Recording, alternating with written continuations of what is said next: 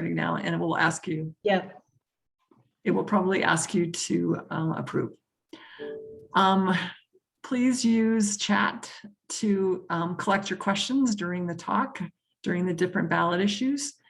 For those new to chat, it's at the bottom. It's also a good place to share information with each other. You can turn on closed captioning if you need it, and that's down in the More button, and you select Show Subtitles or click on Closed Caption. I'm going to mute everyone in a minute or so that we can hear the speakers clearly.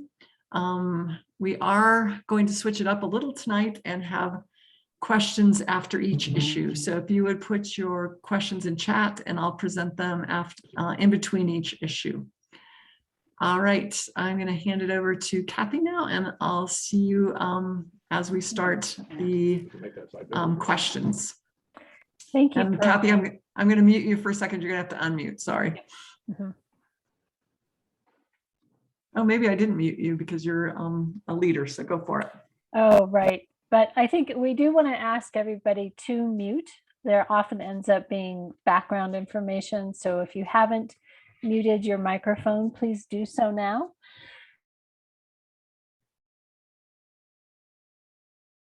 So I did mute you, Kathy, sorry. Thank you. I want to welcome you, as well as Pearl welcomed you, our visitors, but also our longtime members who have seen this year after year and who continually work to make this better, and to the committee who had worked on this to put together the pros and cons and to help inform our voters. As Pearl Ann said, that's really the basis of the League of Women Voters, is to make sure we're providing voters with good information. To that end, we have regular briefings every month, particularly for our visitors. You might want to take note that they are the third Wednesday of the month. But you're like, but this isn't the third Wednesday. And you're right. For October, we had so many issues and we wanted to get them to you as voters earlier. So we made an exception. But otherwise, on the third Wednesday of every month from 5:30 to 7 on our Zoom channel, you can find a program briefing. Next month, November, we will have Elizabeth Garner, who is the Colorado State demographer, to talk about the state's growth and the impact of our population in informing our issues. And we encourage you to invite friends, family, neighbors. The more people that know, the better. Oh, you're right. Briefings are on Tuesdays. Thank you, Marty. I looked at my date of my document, which said Wednesday. So thanks, Marty. They're on Tuesdays. And you can always find the updated information on the Denver League of Women Voters website that has the program information and the Zoom link. I'd like to invite Jeanette Scotland to now make her announcement. And Jeanette, remember to unmute as you go to make your announcement. Hello, everyone. I'm one of the co-chairs along with Ann Duncan of the Voter Service, and we oversee a lot of this work, but not all of it. So we have a lot of help, which is wonderful. I have three things. Number one, the state pamphlets are out in English and in Spanish. On Proposition 119, there is an error. In the pamphlet, it states that the Colorado Education Association is opposed to Proposition 119. However, they have chosen to be neutral. So just to reiterate that, the Colorado Education Association is neutral. The second thing is in I believe it's number 78, I'm sorry, it's been a crazy day. The issue 78 on the state ballot has some language in it that was written and passed, and the ballot issue was put onto the ballot before a law was passed. And so the two are in somewhat of a conflict. What the essence is that there is a reduction in the number of properties that are going to be exempted from the reduction in property tax classification and assessment rates. And so it will only being applying to the multifamily housing and lodging properties for the next 2 years. And I'm sorry, that is number 120. That's the third one. Yes, 120. Okay, the third announcement I have is that if you know of anybody or you yourself want some of these ballot pamphlets that we have, please let me know or let Ann Duncan know. You can find our emails pretty much anywhere, but I'm sure we're on the website. I'll put it in the chat. And if you would let us know, then we will make, and how many you want. And if you want them in Spanish also, please do let us know and we will get them to you. Okay, thank you very much, Kathy. Thank you very much, Jeanette, for those updates. And now I would like to introduce Bobby Hesterkamp to present the ballot issues, and then we will hear from Jerry Cummins to hear about the state issues. Thank you. Bobby, take it away. And I'm sorry, I also just wanted to express appreciation and gratitude for voter services for all the work that they have done. If you are on that committee, would you please raise your hand so we can see the people who have been working on this? We have Bobby and Jeanette, and I cannot see others. Do we have others who are on that committee? Anne? Well, I just want to acknowledge that it's a tremendous amount of work, and thank you all very much. Bobby, you are on mute. If you will unmute yourself.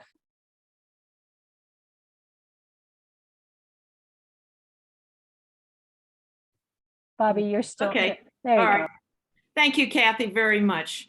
I want to start out with just a quick reminder that there are two kinds of ballot issues that could be on the ballot, and one of them is called a referendum. And the referendums come from Denver City Council. And the word refer is where referendum comes from. So it's referred by Denver City Council, and it's referred to citizens and for a vote. And usually these items are things that the Denver City Council would prefer that the whole, all the citizens of Denver make it the decision rather than just the city council. The other way that you can put something on the ballot is an initiative. And what people do is citizens can gather together and get the required number of signatures on petitions. And for this election, it was 9,184 signatures have to be valid on the petitions. And then they can present it to the Secretary of State who will, or excuse me, to the Election Commission who will decide if it can come on the ballot. So those are the two things that happen. So I'm going to start out with, and this is a little bit out of order, with referred measure 2F. So let me get to that. We'll just take a minute. Don't look, you'll get dizzy. 2A, B, C, D, E, F. Okay. Now that I've told you that there is there are two ways to get something on the ballot, I'm going to tell you this is the exception. 2F was originally an initiative. Enough people got their signatures together, well over 9,184 signatures were turned in order to remove or invalidate an ordinance that was passed by city council. And I'm going to quickly give you the background so you can understand. And this is possible, this is unusual, but it is possible that city council can take an initiative and turn it into a referred measure. But it was initiated by citizens, not by city council. And I understand from the Election Commission, this is a rather unusual circumstance, but it is legal and it is allowed. The measure is called Safe and Sound Denver. And essentially what it would like to do is rescind an ordinance that was passed. So let me give you a little bit of the background, because the ordinance was quite a major accomplishment. City Council has a goal to create more affordable housing in Denver. So it passed an ordinance in February of 2021, changing the Denver zoning code by updating household regulations, consolidating residential care uses, and establishing a new congregate living use category called residential care. The Denver Community Planning and Development Department and an appointed advisory committee held many neighborhood meetings and gathered citizens' recommendations for 3 years, over 3 years. So they started back in 2018 and did this to figure out how to change the zoning. Citizens' recommendations came from over 50 organizations and 1,000 residents before City Council formulated 20-0888. And it passed City Council 9-11. Excuse me, 9-2, 9-2. Nine voted yes, 2, they're 11 altogether. Now, the major zoning things in this ordinance are, these are the things that are going to be eradicated. Allowing up to 5 unrelated adults to live together. And in the in the original zoning, it was only 2 unrelated adults could live together in a dwelling. For condos, it goes from 4 from the former zoning to 5 unrelated adults. Consolidate all uses where more people are allowed in a household to a single use called congregate living. Congregate living would not be allowed in single units or 2-unit districts. Rent by room as congregate living is prohibited in low-intensity residential districts. This was all passed, as this is where I'm telling you about this 20-0888.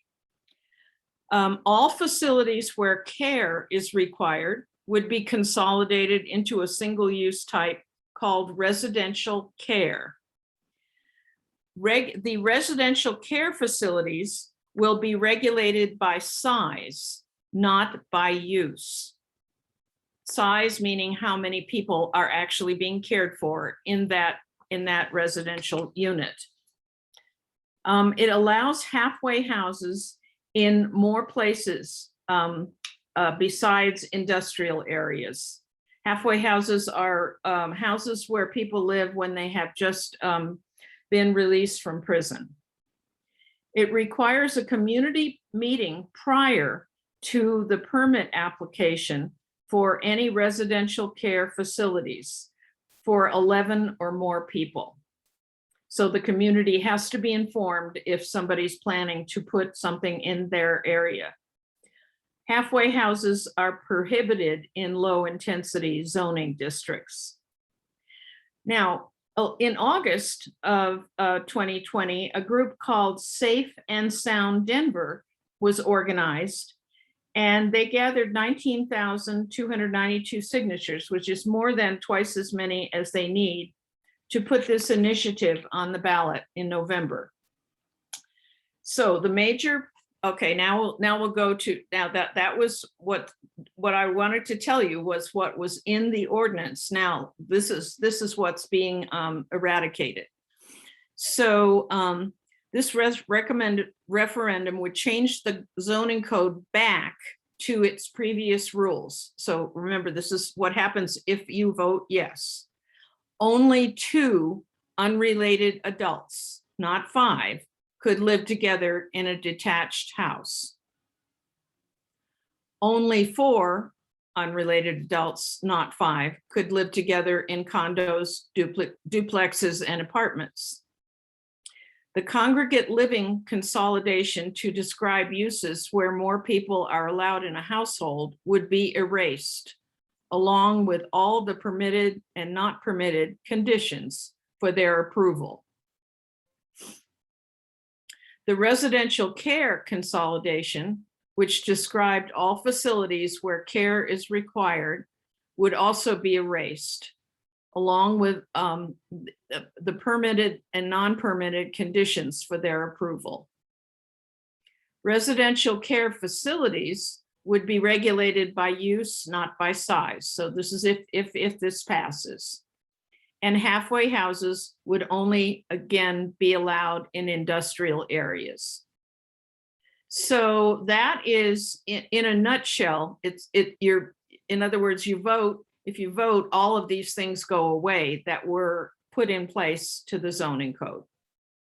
So those who were in favor say Denver residents should have a direct say in what happens in their backyards, blocks, and neighborhoods.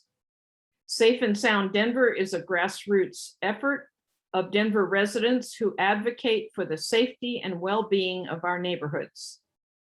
Maintaining the stability of our communities with sound policy that supports the long-term growth of Denver.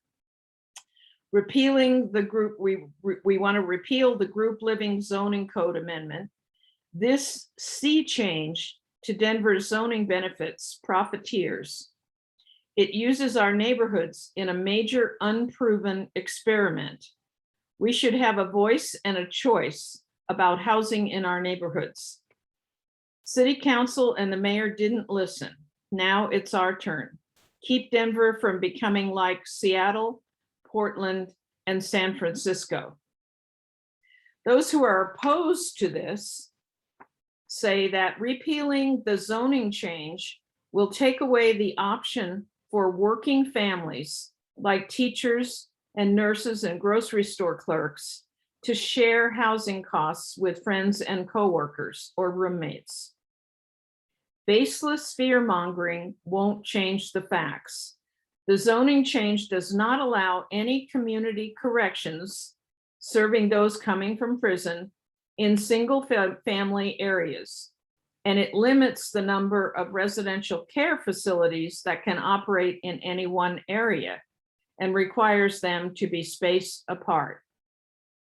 If 2F passes, it threatens to take away capacity and the ability to improve services to existing homeless shelters in the city, and to make it more expensive and difficult to serve people experiencing homelessness. Denver needs more options, not fewer, when it comes to providing affordable housing. By voting no on 2F, we can protect Coloradans affected by the fallout from the pandemic and other circumstances out of their control. I will now take questions. Or maybe somebody's, are you going to read from the chat? Go ahead. You're muted. We don't have any questions yet in the chat. Okay. If you think of something, we'll go on. So we have time to do all these. But if you think of something that I said that bothers you, please would you just put the question in but put 2F at the beginning of the question so we know where it's coming from, because some of these are similar. So if that's okay, that's fine. Now I'm There's going one right now. It said, did you say that includes roommate situations?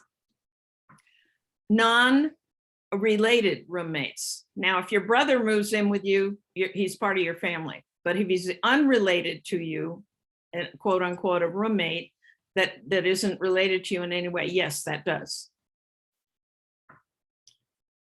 Okay. So the next four, A, B, C, and D, the next five, A, B, C, D, and E, are all related. They're very, very closely related. So I'm going to start by giving you the background, basically for the general obligations bonds, and then I'm going to go through each of these bonds to say specifically what they are. They add up all together to 450 million, but they've been divided into 5 sections. So here's the background. Over the past 5 years, thousands of Denver residents identified projects and priorities that are important to them through 2021 RISE GO bonds. Now, GO is general obligation. GO is general obligation.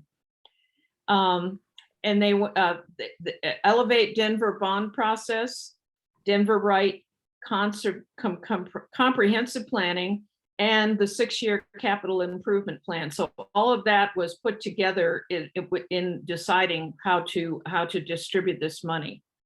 More than 6,000 residents engaged in telephone town halls, online surveys, and forums during May and June of 2021 to give their opinions. And city agencies gave feedback regarding project readiness and their own priorities. So both the city, the government, and the citizens had a say in these bonds. The general obligation bonds will be financed within the existing property tax rate for bonds. So no increase in the property tax rate will be necessary. Now, I'll stop for a minute here. This is one of those things where we had bonds before that were back in 2015, and they were approved, and they are just about done. Some of them still have some obligation, but most of them are done. So now they're going to take the mill levy, which is the tax rate that you pay on your property, and shift the mill levy over to these bonds. So this will not increase the property tax rate. But if your house has been assessed at a higher value than it was before, say it used to be a $500,000 house and now it's a $550,000 house, you will have a raise in taxes, but it will not be because of the general obligation bonds. It will be because your value has increased. So the tax rate will not go up. The identified infrastructure projects of highest priority were divided into 5 packages and approved by City Council in August, this really is a referral from City Council to the ballot. So I'm going to start with the first one, which is 2A. And this one's called Denver Facility System Bonds. Bobby, sorry to interrupt for a second, but there was a flurry of 2F questions. I don't know if you want to take them now or wait until you're through all the facilities bonds. It's totally up to you. Logically, let's take them now. I think that's a good idea because this is a whole entirely different thought process. So go ahead, 2F. Tell me. Where can halfway houses be located now with the law in place? They can be, oh gosh, you know what? I wrote that down because I knew that somebody was going to ask that. They're still in commercial areas. They're not in residential areas. They're still going to be in commercial areas, but they're more, I can't remember the name of the zoning that says that, but it is not in, well, it's very carefully said, it's not in single family or two or duplex areas. It's in more commercial areas. So that's basically it. It's being allowed in places where there's, say, strip malls or places where there are stores and things like that. What was the City Council vote to put this initiative on the ballot as a referendum? I think you might have said that. Yes, I said it. It was 9-2, 9 for, and 2 against. Can a halfway house also refer to people going through steps of rehabilitation, which often include halfway housing, not just prison, I'm guessing? Yes. Halfway house. Yes. People who need supervision. That's basically what those are. They're supervised people until they're ready to be on their own. So an unmarried couple in a 4-bedroom house couldn't rent 2 rooms out. Isn't that taking rooms off the market? If they rented them to their own relatives, yes. If they didn't, in other words, they have to be related if this passes. If it doesn't pass, then 5 unrelated adults can live in a house. Does 2F remove requirements for buffers around shelters and halfway houses? No, those buffers are still there. That's what I meant by spreading them out. It did say that they couldn't be all in on one street, for instance. So there are buffers, yes. Okay, that's the last of the 2F. Oh, wait a minute, one more. Don't kids at DUCU live in houses with lots of roommates? Yes, they do.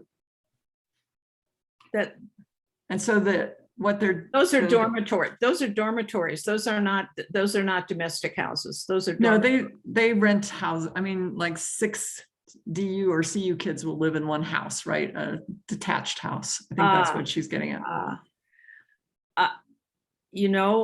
That may be against the law, but DU owns a lot of those housing and they allow that. So I do not know if they have they may have an exception for dormitories. That's all I can think of, because that's definitely legal. And don't forget, the dormitories are a little different from we're talking about homes, actual houses. No, I think what they meant was that there's a rental house over there. Like when I was a bazillion years ago, so when I was in college, there was a bunch of people that lived in one house. I see. Okay. Well, then maybe the city looks the other way. That's all I can say, because usually the city has right now only 2 unrelated people can live in a house. Right, which is one of the comments that yes, people do look away, right? Very good point. Very good point. And that's something we might ask our council people about, if that was somehow grandfathered in, perhaps before, when this zoning went into place. Maybe that's why. Jeanette, did you want to? You can unmute if you want. I think the room by rent or rent by room, I forget how that's worded, but I kind of thought that might be like somebody subletting 3 of their bedrooms in their house and to 3 unrelated people, and then they themselves live in the 4th room. And I think that might not be allowed. That's right, because only 2 unrelated are supposed to be in any domicile. And I think with the law, I still think that's not allowed. It could well not be. I do not know for sure, but it does happen in college campus areas. Yeah. So maybe they just look the other way because they know what. And so I really don't know the answer to that. All right, that was the last question, so I think we can move on to 2A. All right. Measure 2A is $104 million in general obligation bonds, and they will fund the creation and improvement of community assets, and again, without increasing the property tax rate. Now, I'm going to go through the big major plans. There are some things that are smaller that I'm leaving out, but the really big part of this one is it will build 2 new libraries, one in Globeville and one in Westwood. And these are 2 underserved, we call them communities that don't have libraries at all. It will also expand the Hamden Branch Library. It will create a new youth empowerment center. There is currently there's one, but it's outgrown its building. It will upgrade city buildings to meet American Disability Act standards. So there are some city buildings that still do not have proper handicap ramps and things like that. And it will renovate the May Bonfils Stanton Theater on the Loretto Heights campus. And I think that's those are the major things that the 104 million will do. Okay, so do we have any questions on that? I'll stop there, or No, I think we should just go through these, and maybe have them at the end of this group. Okay, There's not any questions these right are now. very, very similar, Right. these 5. Okay, that'll be great. So you can see. Okay, 2B is a Denver Housing and Sheltering System bonds. They're more than, it depends on how they allocate it. This adds up to 38.6 million in general obligation bonds to increase the number of housing and sheltering facilities serving people experiencing homelessness without increasing the property tax rate. Plans include, now they're planning to purchase a shelter at 48th Avenue, a building at 48th Avenue, and turn it into a shelter. And this one will operate 24/7. You probably know that a lot of the shelters in the city that are being operated now, they're only nighttime shelters. So in the morning, the people that are in them have to get up and leave, and then they come back the next or the afternoon or the evening, and they can go back in. These will be 24/7 shelters. The funding of the purchase and conversion of up to 300 motel rooms, which will function as shelters. And this was very important. This was something that happened during the pandemic, is the city started using motels because they needed to keep the people separated. They couldn't just put them in one large, huge area because of contamination with the COVID-19. So they started doing this, and now this will add another 300 motel rooms. So people or families get to be in a separate area instead of the big, large congregated gyms and stuff that were big areas that were used before.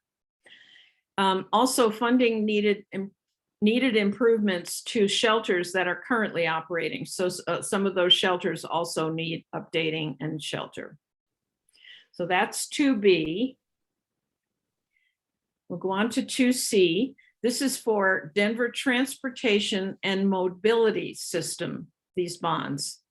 They add up to 63.3 million in general obligation bonds. They will fund 46 projects which address transportation safety in neighborhoods without increasing the property tax rate. Plans include funding sidewalk construction in some of the 300 miles of gaps. Right now, you probably know about 2 years ago, they started a project of putting sidewalks in areas that don't have any sidewalks because of it was very hard for people in wheelchairs and for children and other people to walk in those areas because there were no sidewalks. And they discovered that there was a much bigger problem than they thought. And so they haven't made much of a dent in the sidewalk replacement. So some of this money will continue that program. It will construct part of the 5280 urban trail, which goes through the heart of Denver. This is a very long trail, but the part that goes through Denver is not finished yet. And this is a trail that people will use to hike and bike for a long distance. It creates 16 miles of new bicycle lanes in Globeville, Elyria, Swansea, and South and Central Denver neighborhoods. And again, Globeville, Elyria, Swansea have very few bike paths right now, and they will be added to that area. So that is the 2C. 2D is for Denver Parks and Recreation system. This one is a $54 million general obligation bond, which will improve and build new playgrounds, athletic fields, a pool, and public restrooms without increasing the property tax rate. Plans include constructing new parks in both University Hills and 47th and Walden. Reconstructing the Metzio Curtis swimming pool. Replacing courts and athletic fields in 12 parks around Denver. And replacing existing playgrounds at Harvey Park, Houston Lake Park, Daly Park, and Crestmore Park. 2E, which is the one that probably is causing the most by the way, 2A, B, C, and D have no people that are opposing them, no organized opposition. 2E does. So this is the one that's causing a controversy. It's the National Western Center Campus Facilities Bond. This is a 190 million general obligation bond to build an arena and renovate the historic 1909 building without increasing the property tax rate. Plans include building a new year-round, mid-size, 10,000 seat arena for seasonal events now held at the Coliseum and many other events in Denver that do not have any space. So this is a small arena, well, mid-size arena is what it's called. This would renovate the 1909 building and turn it into a public food market and have space also for neighborhood businesses. It will provide revenue for a community investment fund. In other words, the money from the food market and these neighborhood businesses will start a community investment fund, which was part of the 2015 National Western Center Master Plan. In 2015, you remember we did have a bond, a general obligation bond to improve the National Western Center. It was partial. It did not have money in it for these two buildings. The plan was hopefully that some businesses or commercial people would step in and build these two or fix the 1909 building and fix the other one. That did not occur, mainly probably because of the pandemic. So the public-private section didn't happen. And so now these bonds are being offered in order to complete what the National Western Master Plan was.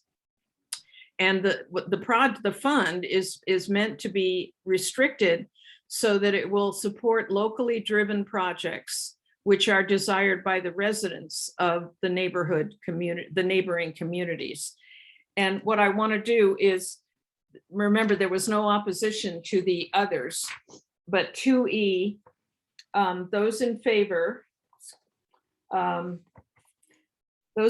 say the surrounding neighborhoods would benefit from the public food market and the food desert area, as well as in a food desert area, as well as opportunity for local businesses.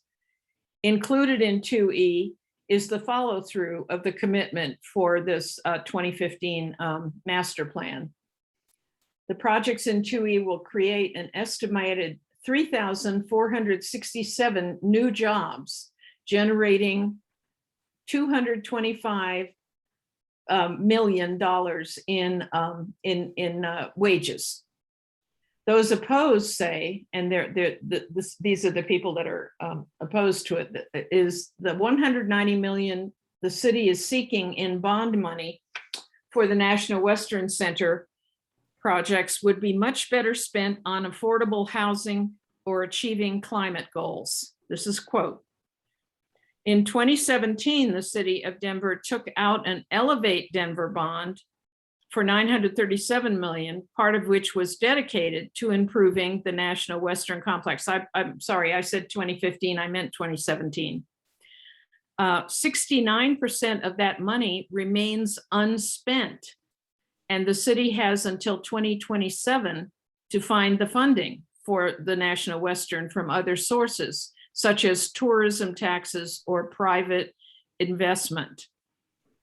Community members from the Globeville, Elyria, and Swansea neighborhoods surrounding the National Western Complex vehemently oppose the new development, citing an exclusive process and a lack of benefits for local residents. So those are the opposite, those are the proponents and the opponents. Okay, now, why don't we are there questions on any of the general obligation bond packages? Yes, there are. So Okay. on 2B, there was a question on who's using the May bond fee Stanton Theater on Loretta Heights. Who's using it? Right, what would be the use for it, right? Is it?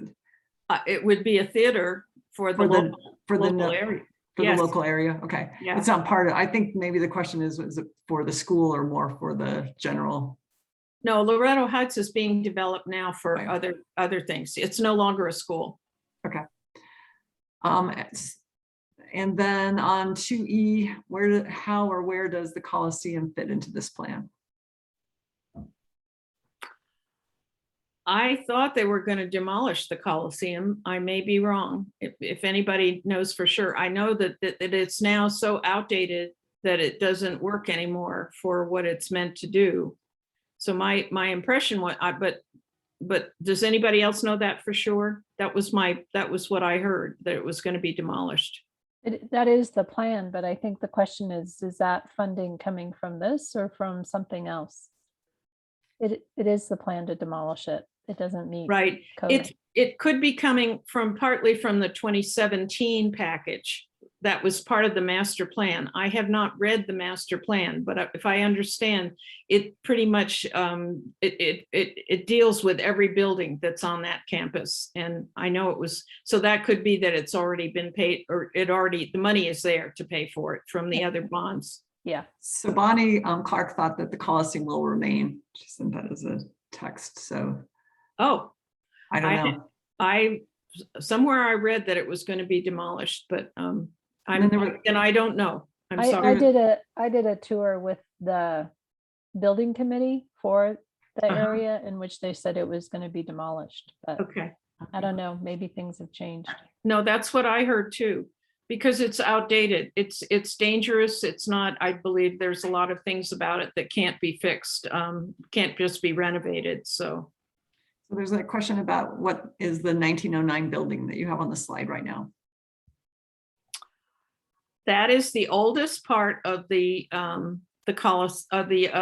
National Western Complex. And I don't know what it's called because they've always just called it the 1909 building. So I don't know what we should probably do. What people have questions should Google the National Western Center Master Plan, and all of this will be on that plan, I'm sure. But it is the oldest building on the campus. So that's the end of the questions. I can just tell you that that's where the stadium is. That smaller That's the stadium. Stadium. Okay. 1909. Okay. What I should have done was gotten a map of what the master plan was and then had it so I could throw it up on the screen. I didn't realize people would be this detailed. Thank you for bringing this up. Okay, so that's the end of the questions, I believe. Okay. Do we have Jerry? Is Jerry here? I am. Oh, good. Oh, good. All right. I'm going to put up the Colorado ballot issue PowerPoint. And then if somebody wants to introduce Jerry while I'm doing that, that would be great.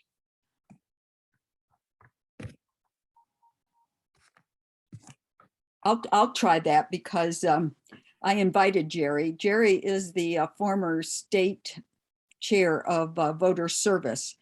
And she has delivered many times the state ballot issues for us in the Denver League. And she has crystal clear description National of Western ballot Center. issues.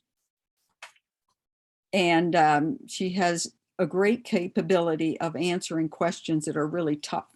I've always admired Jerry. And so I think that we are very fortunate to have this outstanding league member to present to us. Thank you, Jerry, for being here. I couldn't agree more.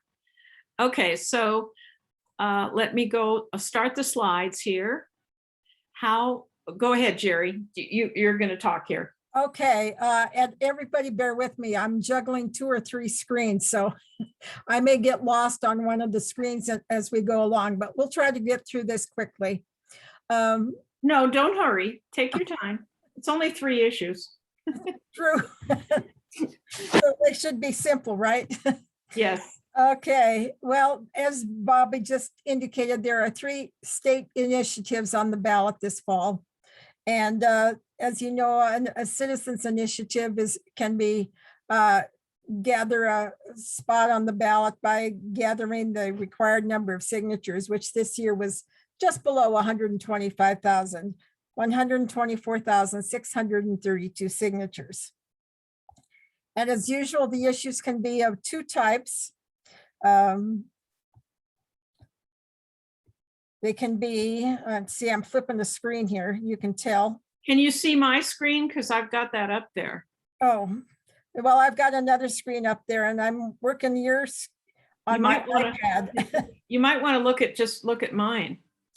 Okay, I am on the iPad, but they can be of 2 types. They can be propositions, which are amendments to the revised statutes, or they can be constitutional proposals. Those are the amendments.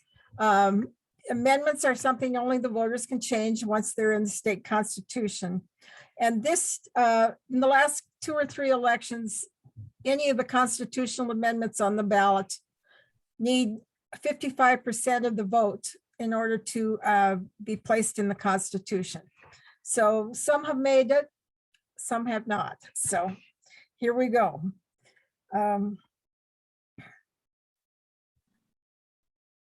Well, and this year's ballot only has 1 constitutional amendment, and that's Amendment 78.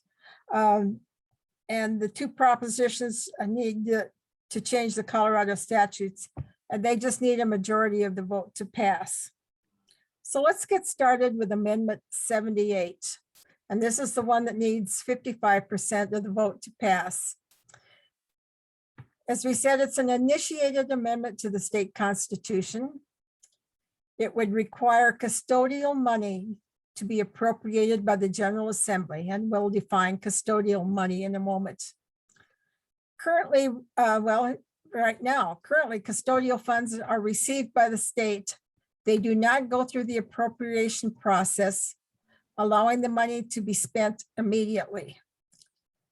This initiative would require the legislature to approve the expenditure of these funds. Well, so what are custodial funds? Something we've heard many times, but probably didn't know it had this name. It's federal distributions of funding, grants, settlement monies, and current law requires that the state treasurer to put the custodial funds into a separate account that isn't subject to an annual appropriation by the legislature. The money can be spent immediately. In the proposed law, this allows this money to be spent only after an annual appropriation. Let me go back just a little bit. What is an example of some federal money that's come in? And we all know about the COVID money that's come in.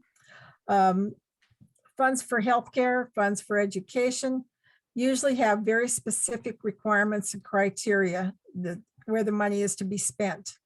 So really little change can be made on some of these monies that come in from out of state.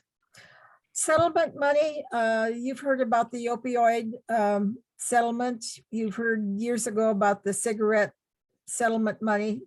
Those are the kinds of monies we're talking about. Well, those in favor of this initiative say that this ensures all state money is allocated by the legislature and provides necessary oversight. It establishes public hearing and promotes open, transparent process about how state funds are being spent.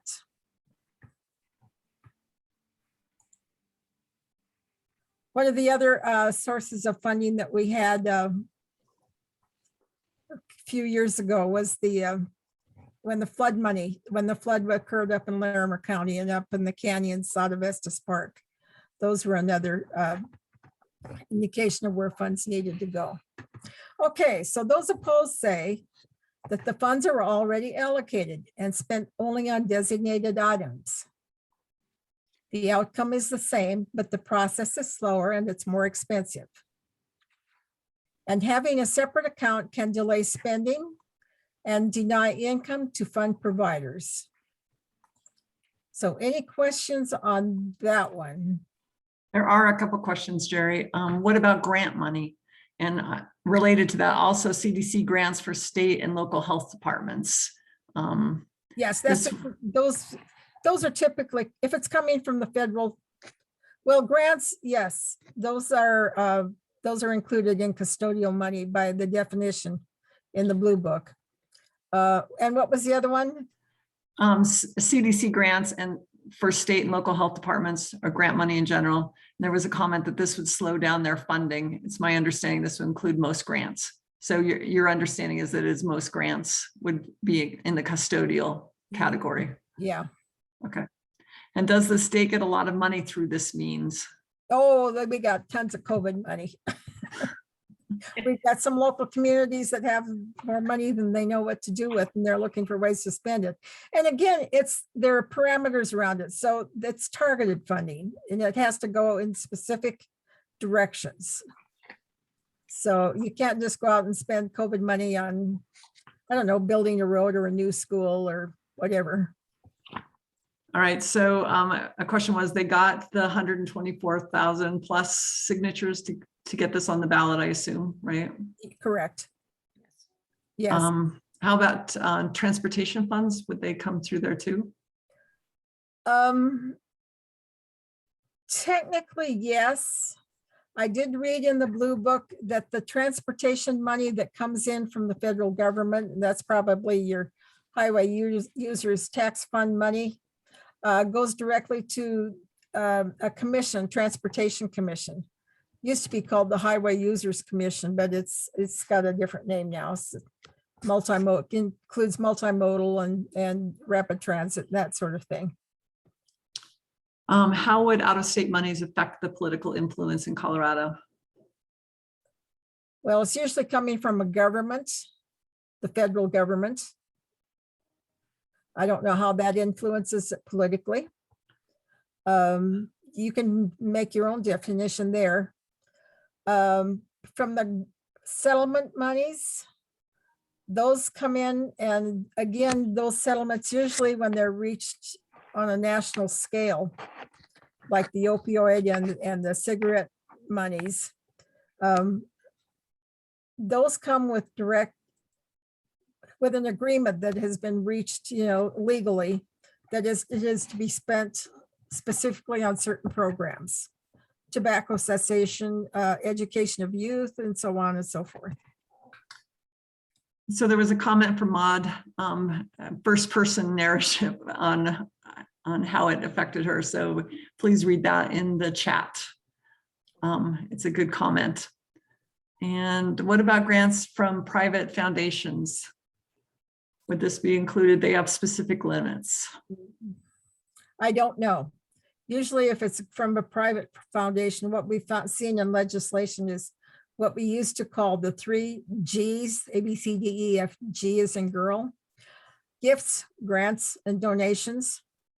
So I don't think it would have, usually if the grants are coming from in-state sources, not always, of course, but I don't know that this is defined under this proposal. And incidentally, I'm just going to mention something on this proposal.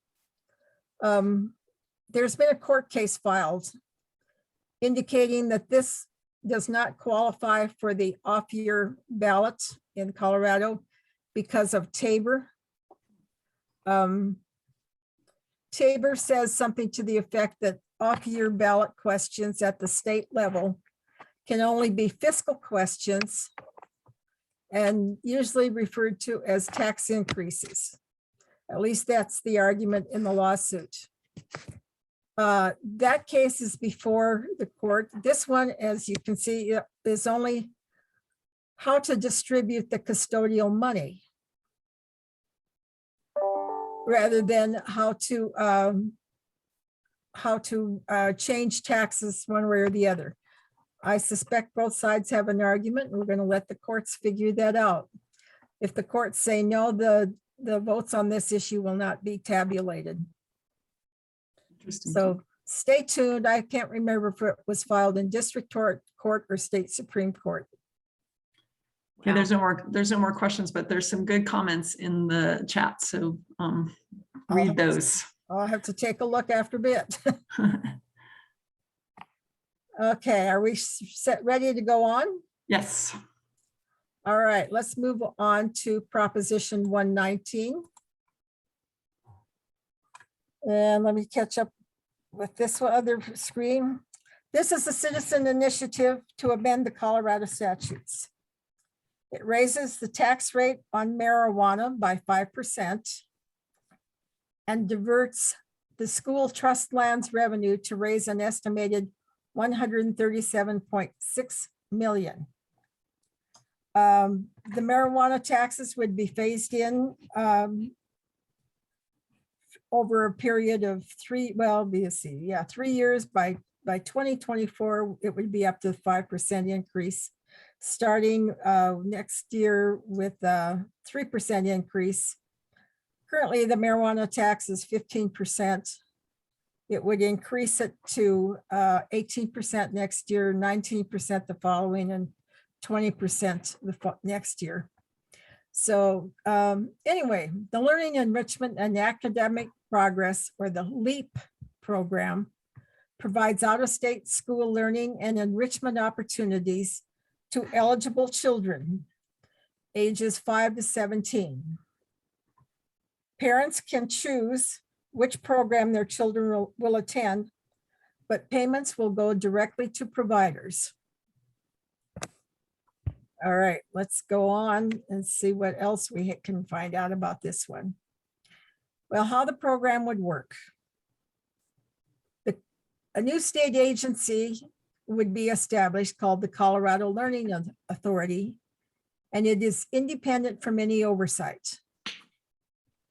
The initial board is appointed and subsequent members are recommended.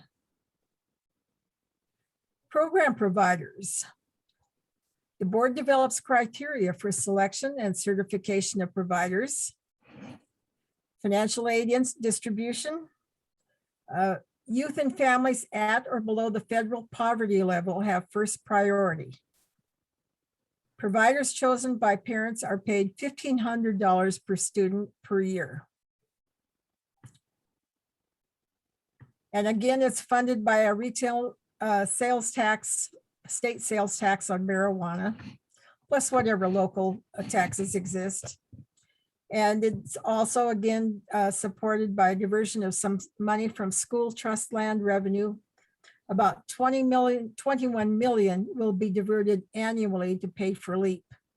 So it's a combination of the state sales tax on marijuana and money from the school trust land revenue. All right, let's find out what else. Well, those in favor, they say this closes the gap for families that can afford a enrichment. Well, this doesn't make sense the way this is written. It closes the gap between families that can afford enrichment opportunities and those that are unable to do so. It supports education needs of low-income students and makes up for program losses in recent years.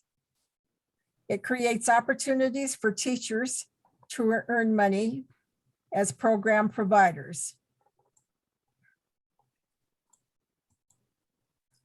Those opposed say that it gives public money to private providers instead of restoring cut programs or providing additional learning opportunities.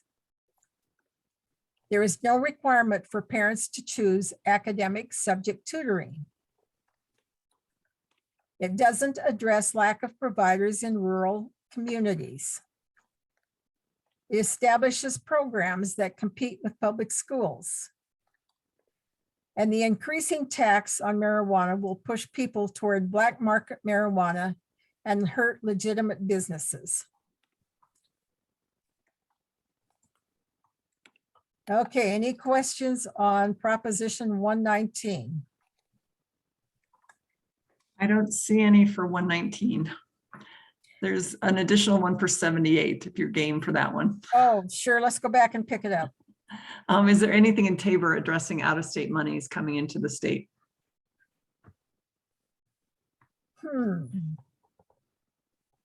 Not that I can think of, otherwise why would this be on the ballot? If it's already being addressed. It just says that federal funds are exempt from the cap, as I recall. All right, I think we can go on to the next one then. All right, Proposition 120. Oh, sorry, wait, before one more came in. Sure, go ahead. I think it's significant they don't want oversight by the State Board of Education and Colorado Department of Ed. I guess it's a comment more than a question. Okay, well, you've got company out there. Who initiated or created or supports 119? The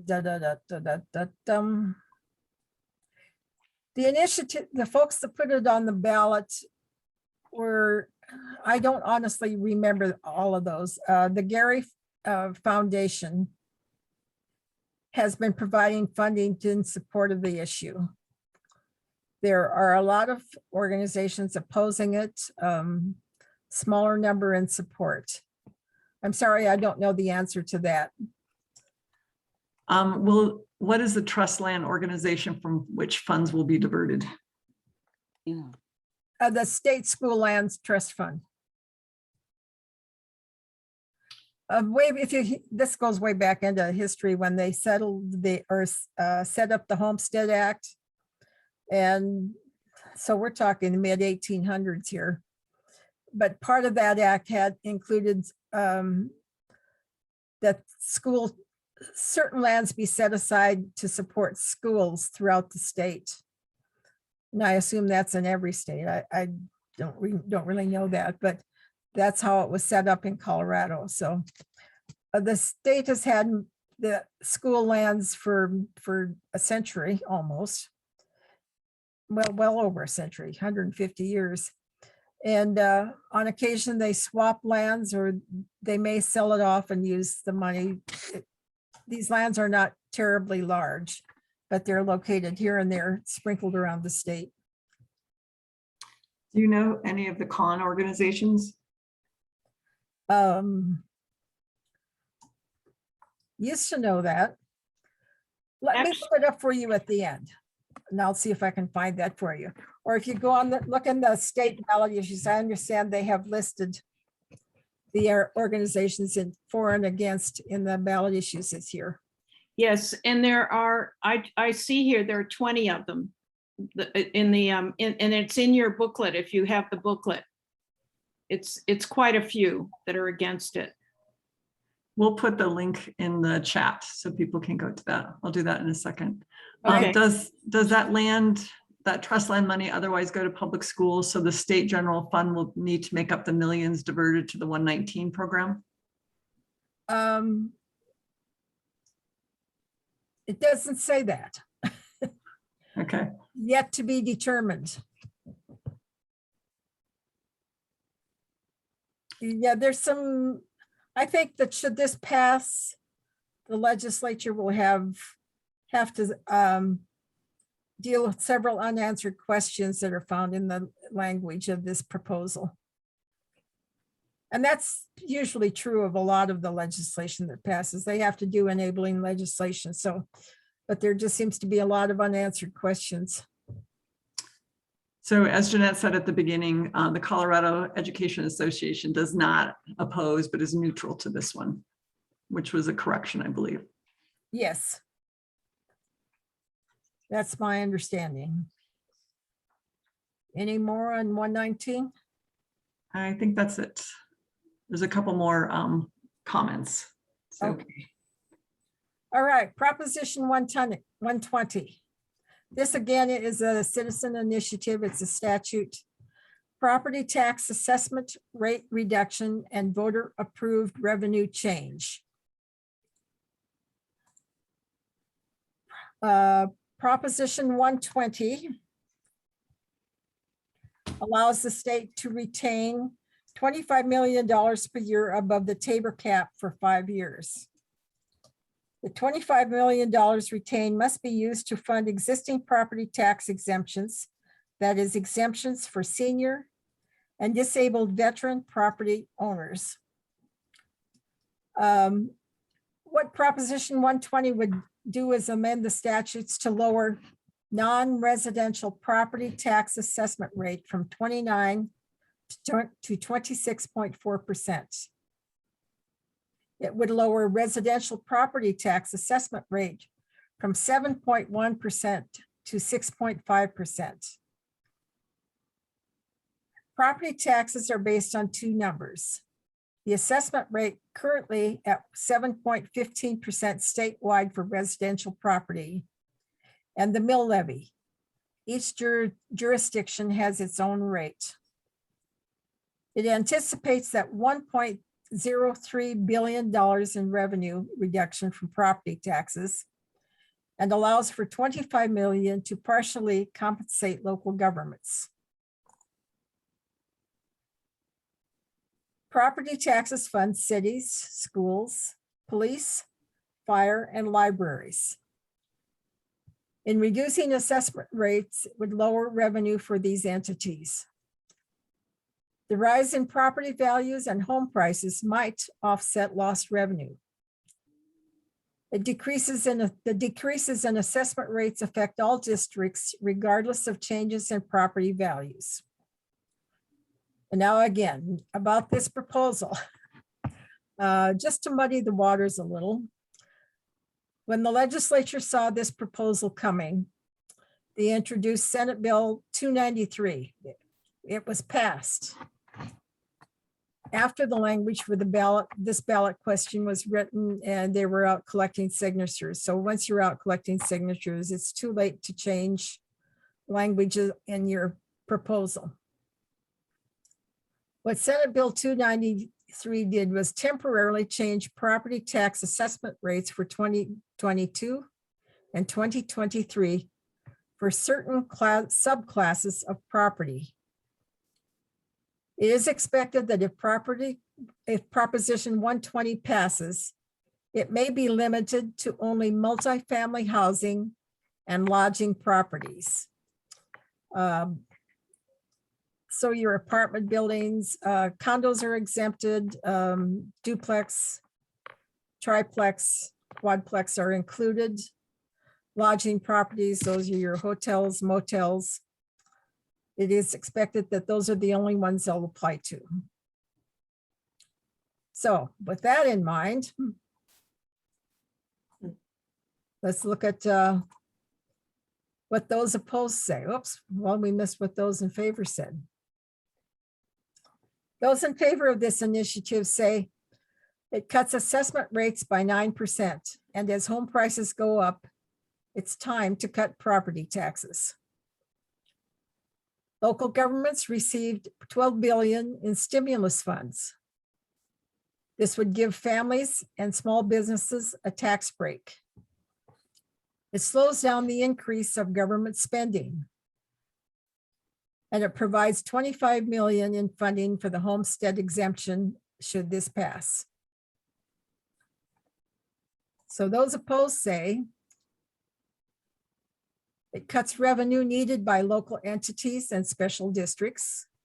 Those are your police, fire, libraries, school districts, and whatnot.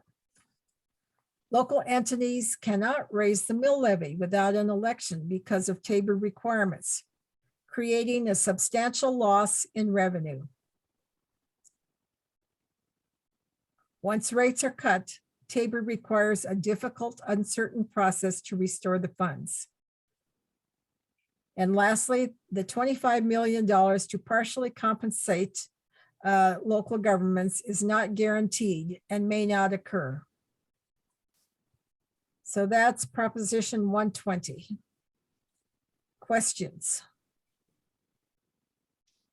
I don't see any questions at the moment.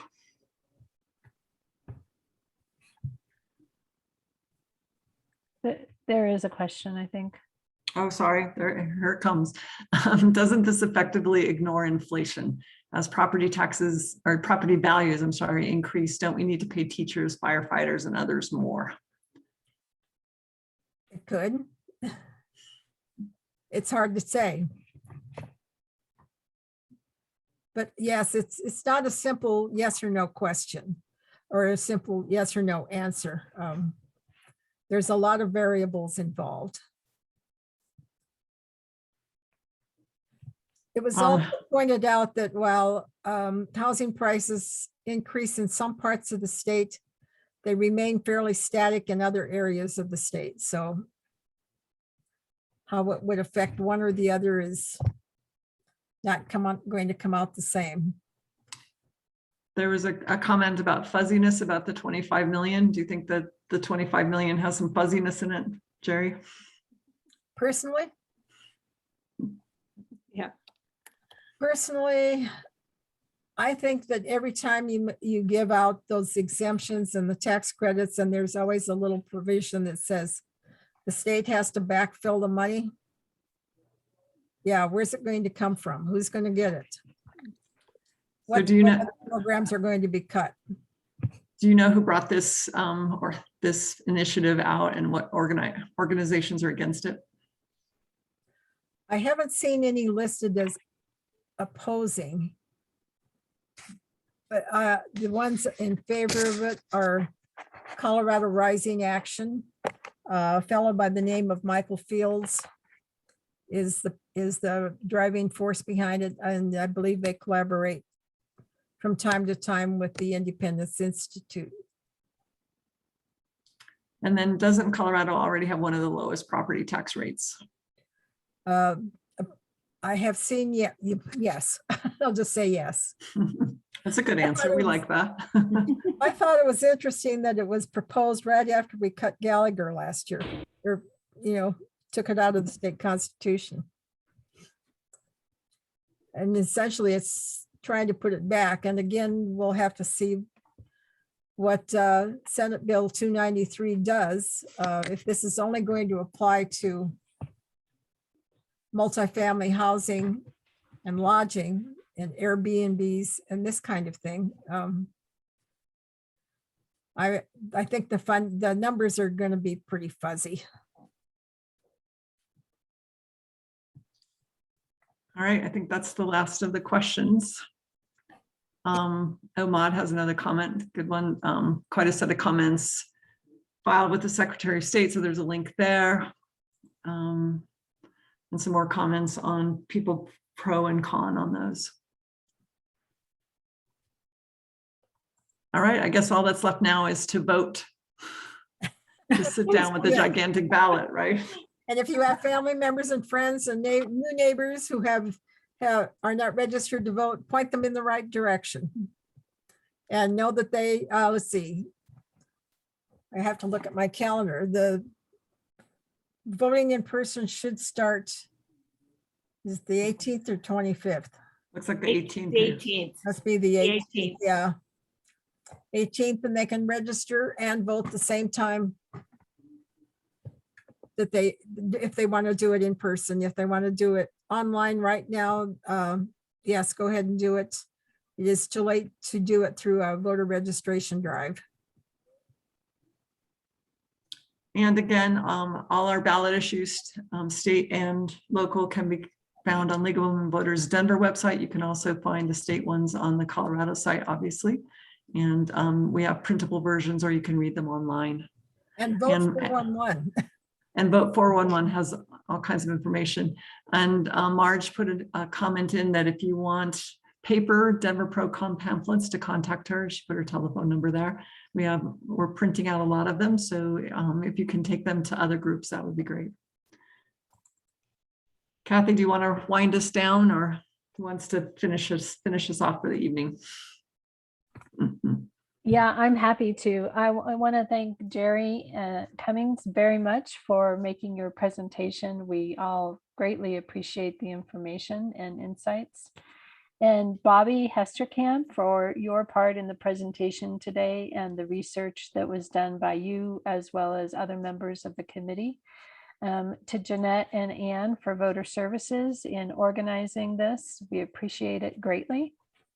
And to all of our league members who continue to show an interest and a dedication to the education we provide our voters. And Pearl-Ann, thank you for your facilitation today as well. We know it takes a village, and this is often proof of how we get information and distribute information.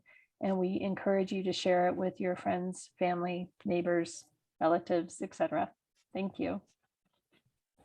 And I think that concludes our program. We hope to see you in November. Thanks Great. all. Thanks. Bye-bye. Yeah, thank you.